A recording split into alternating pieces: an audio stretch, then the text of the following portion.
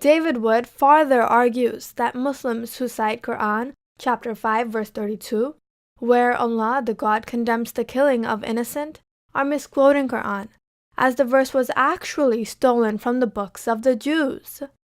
Even in the beginning of this verse, the God says it was revealed to the children of Israel. The verse immediate after that is commands for the Muslims. Verse 33 commands the Muslims to kill those who are against Allah and His Messenger, meaning all non-Muslims. Therefore, according to David Wood, killing non-Muslims are commanded in the Quran. David Wood is a great actor, and he is very good at lying and deceiving people, especially those who lack knowledge and reasoning. Let's take a closer look at the verses to understand what these verses are really saying. Verse 32 and 33 of chapter 5 of Quran was revealed with the example of sons of Adam, Cain and Abel. Verse 27 to 31 speaks about the event when one brother killed another brother. Then it states in verse 32, "Because of that, we decreed upon the children of Israel that whoever kills a soul, unless for a soul, or for corruption done in the land, it is as if he had slain mankind entirely. And whoever saves one, it is as if he had saved mankind entirely. And our messengers had certainly come to them with clear proofs. Then indeed, many of them, even after that, throughout the land, were transgressors." Muslims believes that Allah, the God, have sent many messengers to every nation in every generation to guide mankind. And prophets like Abraham, Moses, David, Solomon, etc. are mentioned in the Quran and are accepted as true messengers of the God by the Muslims. The God mentioned these prophets and their history to educate Muslims, for teaching lessons and morals.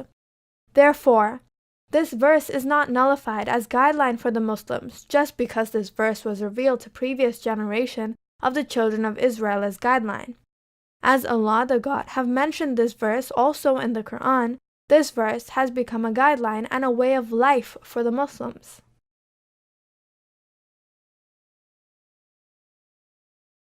Now let's look at verse 33. Indeed, the penalty for those who wage war against Allah and His Messenger and strive upon earth to cause corruption is none but that they be killed or crucified, or that their hands and feet be cut off from opposite sides, or that they be exiled from the land. That is for them a disgrace in this world, and for them in the hereafter is a great punishment. Those who wage war against Allah means forcing the worshippers of Allah, Muslims, to worship other things with Allah or instead of Allah, or stopping Muslims from worshipping Allah and His Messenger means here stopping the messengers of the God from propagating the God's message. The message is, there is only one God who is above the comprehension of His creation, and to this God all will have to answer for their deeds on the day of judgment, which is inevitable. And it is an obligation on every Muslim who has received the message of Allah to convey the message of Allah and guide mankind. Strive upon earth to cause corruption means commission of crimes like murder, rape, robbery, etc. They be killed or crucified, or that their hands and feet be cut off from opposite sides, or that they be exiled from the land.